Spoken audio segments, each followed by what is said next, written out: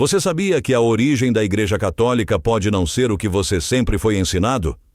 Talvez você tenha ouvido falar que ela começou com um homem chamado Pedro, o apóstolo de Jesus. Mas, e se eu te dissesse que a verdadeira história é muito mais complexa e, em alguns casos, até contraditória? O que você está prestes a descobrir pode transformar não só a sua visão sobre a religião, mas também sobre a história como um todo. Quem, de fato, determinou que Pedro seria o líder da igreja? Foi uma decisão direta de Jesus, ou surgiu mais tarde como resultado de acordos entre seus seguidores? Agora, imagine isso. Um grupo de homens, aterrorizados e perseguidos, se reunindo secretamente para estabelecer as bases do que viria a ser uma das instituições mais poderosas do planeta. Quão possível é que tudo tenha surgido de um único momento ou de uma única pessoa? E a resposta pode ser mais surpreendente do que você imagina. Reflita sobre isso por um momento. A Igreja Católica, hoje com mais de 1 bilhão de fiéis, começou em tempos de opressão e caos, um contexto de desafios e mistérios. Roma, no primeiro século, era uma cidade que pulsava com poder político, deuses pagãos e uma incessante ameaça de perseguição. Para os seguidores de Cristo, a vida não era apenas uma luta por fé, mas pela própria sobrevivência em um mundo que se mostrava cada vez mais hostil. Como um movimento de seguidores de um homem crucificado em uma cruz, uma morte reservada aos criminosos mais desprezados, conseguiu não só sobreviver, mas florescer até se tornar a religião oficial do Império Romano. Esta não foi uma questão de sorte ou um milagre divino instantâneo. Foi, na verdade, o resultado de uma estratégia cuidadosamente calculada que se desenrolou ao longo de séculos. O que muitos não sabem é que a Igreja Católica, tal como a entendemos hoje, não surgiu da noite para o dia.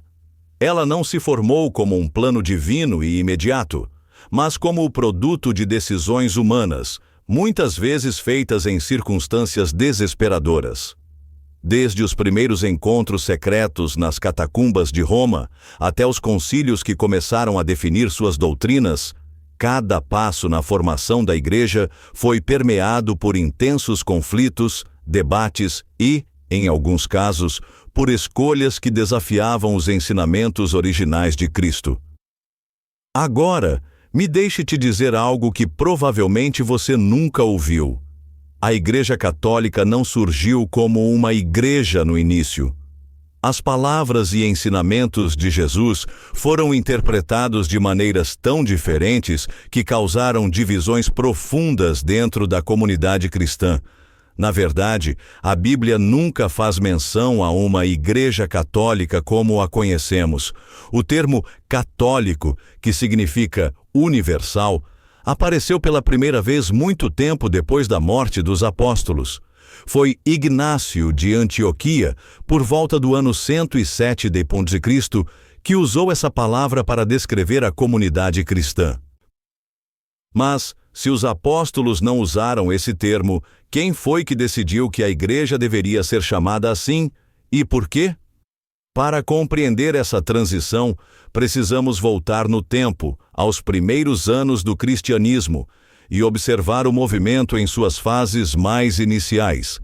Imagine um movimento revolucionário, nascido de pescadores humildes, cobradores de impostos e outros indivíduos que não se destacavam nas normas sociais da época. Eles estavam pregando uma mensagem que desafiava as convenções culturais, religiosas e políticas do Império Romano. A perseguição aos cristãos foi brutal. Não só foram expulsos de suas casas e propriedades, mas muitos de seus membros foram executados de maneiras cruéis.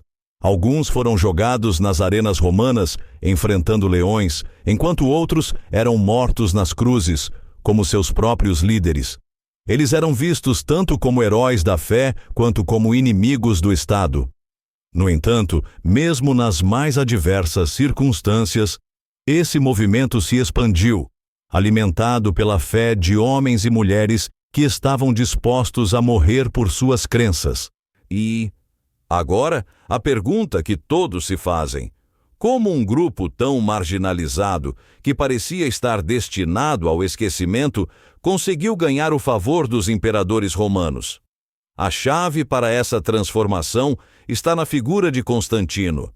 A conversão de Constantino ao cristianismo no início do século IV foi um divisor de águas crucial para o cristianismo. Porém, não se engane, a conversão de Constantino não foi apenas um ato de fé ou uma mudança religiosa pessoal. O imperador viu o cristianismo como uma poderosa ferramenta para unificar o império e garantir estabilidade em tempos de crescente fragmentação política e social. O Édito de Milão, emitido em 313 d.C., foi um dos marcos desse novo relacionamento entre Roma e o cristianismo. O imperador Constantino, em um movimento político estratégico, concedeu liberdade religiosa ao cristianismo, permitindo que os cristãos praticassem sua fé sem o temor de perseguição. O cristianismo, de uma religião subterrânea e perseguida, começou a se tornar uma força respeitável e eventualmente dominante dentro do Império Romano. Mas aqui está o detalhe surpreendente. A conversão de Constantino não foi um simples milagre de fé. Ele não se converteu a Jesus como um ato puramente espiritual. Constantino viu o cristianismo como uma forma de consolidar seu poder, e a Igreja, com sua crescente influência, tornou-se um parceiro crucial na política imperial. O que começou como uma escolha estratégica do imperador se transformou na base para o cristianismo se espalhar por todo o império, adaptando-se às estruturas de poder romanas. Com o passar do tempo, a Igreja Católica não apenas se integrou ao tecido do Império Romano, mas também começou a moldar sua própria identidade. Por meio de concílios, como o de Nicéia, em 325 d.C., a Igreja começou a formalizar suas crenças centrais, como a natureza de Cristo e a Trindade. O Concílio de Nicéia foi um dos primeiros esforços significativos para estabelecer uma doutrina unificada, mas também expôs a complexidade das crenças cristãs e as divisões internas que já existiam. Algumas dessas questões ainda seriam debatidas e contestadas por séculos, mas foi ali que os primeiros passos para uma ortodoxia católica foram dados. O nome católico começou a ser associado com a Igreja em sua forma mais institucionalizada. A ideia de uma Igreja universal, unificada sob uma autoridade central, foi um conceito que se consolidou aos poucos. Enquanto isso, a relação entre o poder político e a Igreja ficou cada vez mais estreita. O Papa começou a ser visto como uma figura de autoridade espiritual, não apenas sobre os cristãos, mas também como um agente de influência política. E assim, a Igreja Católica, a partir de suas origens humildes e perseguidas, passou a ser uma das instituições mais poderosas e influentes do mundo. Antes de mergulharmos mais fundo na história fascinante da Igreja Católica, peço que você curta este vídeo, se inscreva no canal e deixe seu comentário abaixo. O que você acha da religião católica? Concorda com os pontos discutidos ou tem uma visão diferente sobre a história da Igreja? Sua opinião é muito importante e estamos ansiosos para ouvir o que você pensa. Agora, voltando à história, Constantino, o imperador romano, era um estrategista nato. Ele compreendeu como a religião poderia ser usada como uma ferramenta poderosa para unificar um império fragmentado e em declínio. Em 313 d.C., ele emitiu o Edicto de Milão, legalizando o cristianismo e colocando fim às perseguições aos cristãos. No entanto, é crucial entender que o interesse de Constantino pela religião não era totalmente altruísta.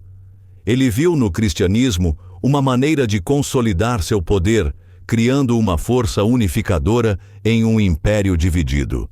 A fé cristã passou de uma religião perseguida a um instrumento de poder político, e esse movimento não foi por acaso. A fundação da Igreja Católica, como conhecemos, realmente começou a tomar forma durante o Concílio de Nicéia, em 325 d.C. Aqui, sob a supervisão de Constantino, os principais líderes cristãos se reuniram para discutir questões teológicas fundamentais. Um dos debates mais importantes foi sobre a natureza de Jesus. Ele era completamente divino, completamente humano ou uma mistura dos dois. Essas decisões teológicas não apenas moldaram a doutrina cristã, mas também ajudaram a estabelecer as bases para uma instituição religiosa que dominaria a política, a cultura e a espiritualidade nos séculos seguintes. Mas, por trás das discussões e negociações do Concílio de Nicéia, não havia apenas um movimento unificado em prol da fé. Havia traições, disputas internas e até violência. Muitos cristãos que discordavam das decisões tomadas nesses concílios foram perseguidos e marginalizados pelos próprios membros da igreja. Pode parecer inacreditável, mas os mesmos seguidores de Cristo, que antes haviam sido perseguidos pelos romanos, começaram a perseguir uns aos outros em nome da verdadeira fé. Isso levanta uma pergunta crucial. Quanto da Igreja Católica, como a conhecemos hoje, realmente deriva dos ensinamentos originais de Jesus? E quanto foi moldado por decisões políticas e humanas ao longo dos séculos? Não estou aqui para fazer uma crítica, mas sim para convidá-lo a refletir sobre isso. Você já se perguntou por que certas doutrinas existem da forma como são? Ou por que certos livros foram incluídos na Bíblia, enquanto outros foram excluídos ou até mesmo condenados? A resposta a essas questões pode ser mais surpreendente do que você imagina. O processo de formação da Bíblia e das doutrinas cristãs não foi simples nem transparente. Antes de a Bíblia ser compilada da maneira que conhecemos hoje, havia uma abundância de textos, cartas e evangelhos que competiam para definir a fé cristã. Imagine líderes cristãos de diversas partes do Império Romano, cada um com suas próprias tradições, se reunindo para decidir quais livros seriam considerados a palavra de Deus e quais seriam descartados ou até mesmo condenados como heréticos. Quem eram essas figuras que tomaram essas decisões tão significativas? E como escolheram quais textos seriam incluídos e quais seriam excluídos da Bíblia? As razões para essas escolhas eram tanto políticas quanto teológicas, e a maneira como isso aconteceu pode surpreendê-lo. Essas escolhas não eram apenas sobre a fé em si, mas também sobre qual versão da fé prevaleceria. Por exemplo, existiam cristãos que viam Deus de maneira radicalmente diferente daquela que prevaleceu na Igreja Católica. Grupos como os gnósticos tinham uma visão do cristianismo que contrastava fortemente com a tradição ortodoxa. Eles acreditavam que o conhecimento secreto, e não a fé cega, era a chave para se conectar com o divino. Alguns gnósticos até consideravam o Deus do Antigo Testamento uma figura inferior e tirânica, contrastando com a imagem amorosa de Deus que Jesus apresentou. Agora imagine o impacto que teria ocorrido se essas visões alternativas tivessem triunfado na história do cristianismo. O Concílio de Nicéia, que discutia a natureza de Cristo, não era apenas uma tentativa de definir a identidade de Jesus, mas também de silenciar vozes dissidentes que desafiavam a visão oficial. Muitas das ideias que não estavam de acordo com a doutrina emergente foram apagadas, com seus textos sendo destruídos ou esquecidos. Curiosamente, muitos desses textos que foram considerados heréticos ressurgiram séculos depois. Em 1945, os textos gnósticos de Nag Hammadi foram descobertos no Egito, oferecendo uma visão completamente diferente dos primeiros anos do cristianismo. Esses escritos revelam que, nos primeiros séculos da fé cristã, havia uma grande diversidade de pensamentos e interpretações sobre Jesus, Deus e a natureza da fé. O que aconteceu para que essa diversidade fosse eliminada? Mais importante ainda, o que isso significa para a fé que conhecemos hoje? Um aspecto particularmente interessante dessa formação institucional da Igreja Católica é o papel de Pedro. A tradição católica afirma que ele foi o primeiro Papa, a pedra fundamental da Igreja. Porém, a evidência histórica não é tão clara. O livro de Atos dos Apóstolos, por exemplo, reconhece o papel de Pedro, mas nunca o descreve como o líder absoluto da Igreja. De fato, em eventos-chave como o Concílio de Jerusalém, realizado em torno do ano 50 d.C., parece que Tiago, o irmão de Jesus, ocupava uma posição de destaque, com Pedro desempenhando um papel mais secundário. Então, de onde vem a ideia de que Pedro foi a pedra sobre a qual a Igreja foi fundada? Isso, em grande parte, foi uma construção teológica e institucional que se solidificou com o tempo, à medida que a Igreja procurava legitimar sua autoridade e identidade. A tradição de que Pedro foi o primeiro Papa se consolidou mais tarde, como uma forma de reforçar a primazia da Igreja de Roma. Outro ponto intrigante é o papel de Roma como o centro da cristandade. Por quê? Apesar de Jesus viver e morrer em Jerusalém, Roma se tornou o epicentro do cristianismo. A resposta está, mais uma vez, no contexto político do Império Romano. Roma não era apenas a capital do império, mas também um símbolo de poder universal. Ao estabelecer sua base em Roma, a Igreja Católica buscou não só autoridade espiritual, mas também legitimação política. Estabelecer a Igreja em Roma foi, portanto, uma jogada estratégica que consolidou o poder e garantiu à Igreja uma posição dominante no mundo antigo. Mas essa trajetória não foi simples. Como veremos, a Igreja enfrentou uma série de conflitos internos enquanto se expandia e se consolidava, tornando-se uma força política e religiosa global. Você sabia que, em determinados períodos, até 3 indivíduos distintos reivindicavam simultaneamente a legitimidade de liderar a fé? Esses episódios, conhecidos como o Cisma do Ocidente ou a Crise dos Três Povos, lembram-nos que a Igreja, embora almeje ideais divinos, sempre foi moldada por humanos repletos de ambições e fragilidades. Como conciliar tais disputas de poder com a mensagem de humildade e serviço pregada por Jesus? Essa indagação permanece aberta, alimentando debates que ecoam até os dias de hoje. Refletindo sobre esses episódios conturbados, voltamos à enigmática conversão de Constantino à cristianidade. Embora ele tenha oficialmente adotado a fé, continuou a praticar rituais pagãos durante boa parte de sua vida.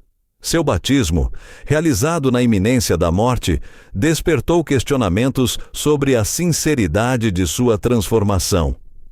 Teria sido um verdadeiro ato de fé ou meramente uma jogada política?